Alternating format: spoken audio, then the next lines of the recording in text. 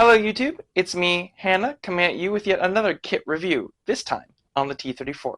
And I know, we just did a kit review last week, but don't worry, we've got a lot new, more varied content coming at you in the upcoming weeks.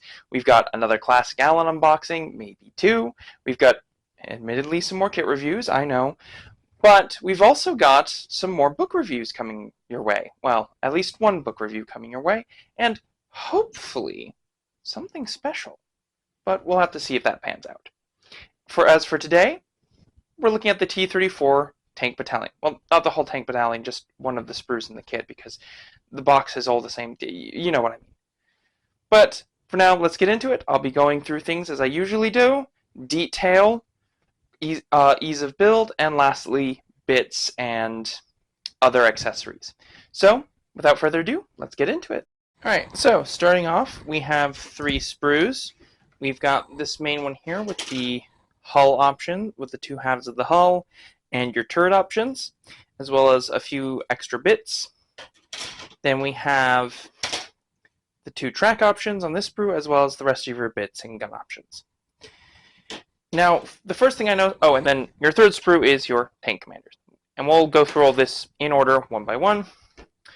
And one of the first things I noticed with this kit is I am 99% sure this is the same kit that they brought out during version 3, just recolored into green, which is nice because with the green plastic, if you're new to the game, if you don't really understand the painting stuff, you can, or if you're young, you can buy this kit up, cut it out, build it, and they'll be easily recognizable on a table next to the German or American tanks, which will all have different colored plastic. Now, one of the other things I noticed with this kit right away is it's got fairly decent detail. I mean, it's not amazing by today's standards, but you know, for Battlefront kits that is, but it's still pretty decent. You've got this nice riveting along here, some nice detail there. You've got these nice grill sections. I'd like to see a few more tools. I mean, you've got a couple here, but it's fine. I like it. It's good. It's enough detail to be happy with when painting. It'll look nice on a tabletop. But it is just not quite as good as some of their newer stuff is. And, you know, that's not bad. Again, not a bad thing. Not a great thing, but not a bad thing either. So, yeah. Same thing with the tracks here. They're decently detailed. One thing I noticed, and it doesn't come through too great on the camera, is just how good the detailing on these road wheels is. That is very nice.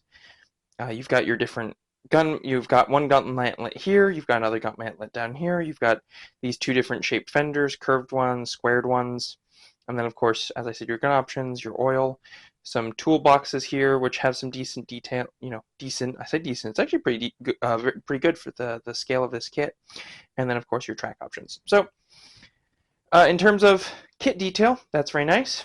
As for ease of putting together, it's a Battlefront kit. They're all fairly easy. I don't think I've built a difficult Battlefront kit yet. That's not true. The American M1 Abrams kit, which hopefully I'll do a review on sometime in the near future, and I can show why that kit is a bit of a pain in the butt, at least for the first few times you build it. But this kit, it's very simple. Bottom hull, top hull, two tracks, build your turrets, put your bits on where they're supposed to go, your gun option, everything.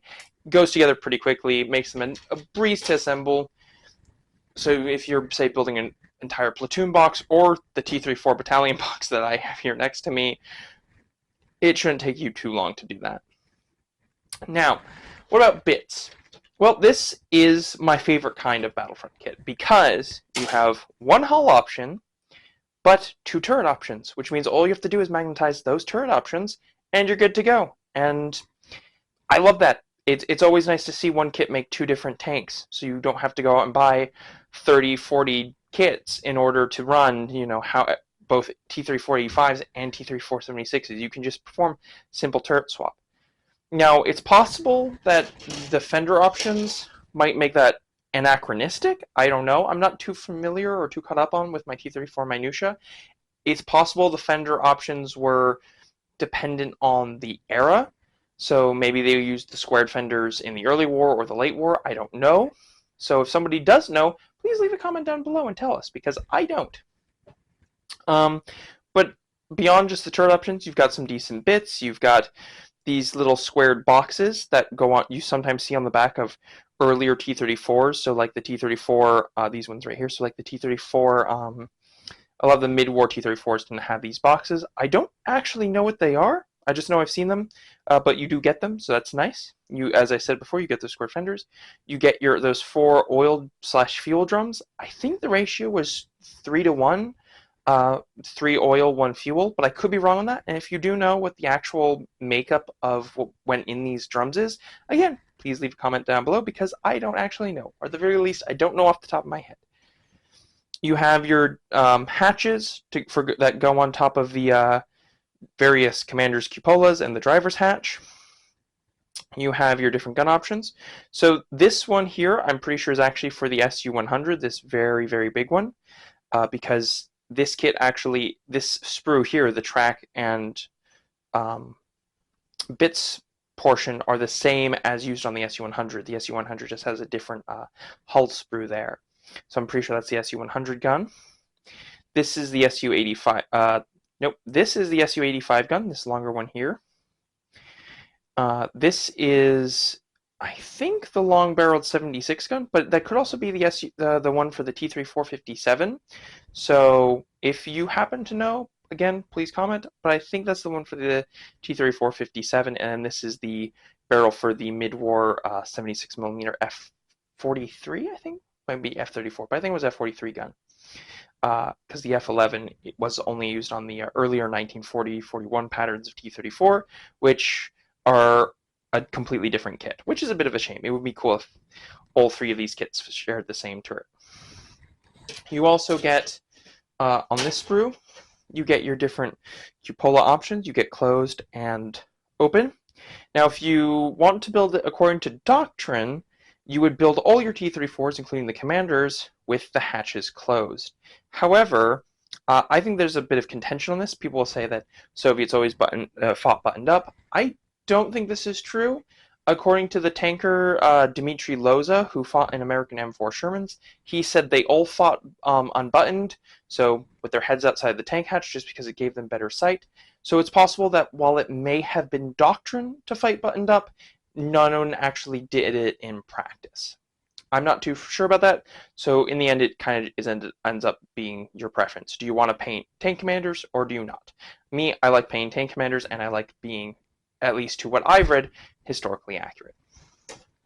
So that's kind of it. This is what that kit looks like when it's put together and paint has started to get put on it. So this is one I started painting a few days ago. This is for a mid-war 76mm T-34 with that F-34 gun.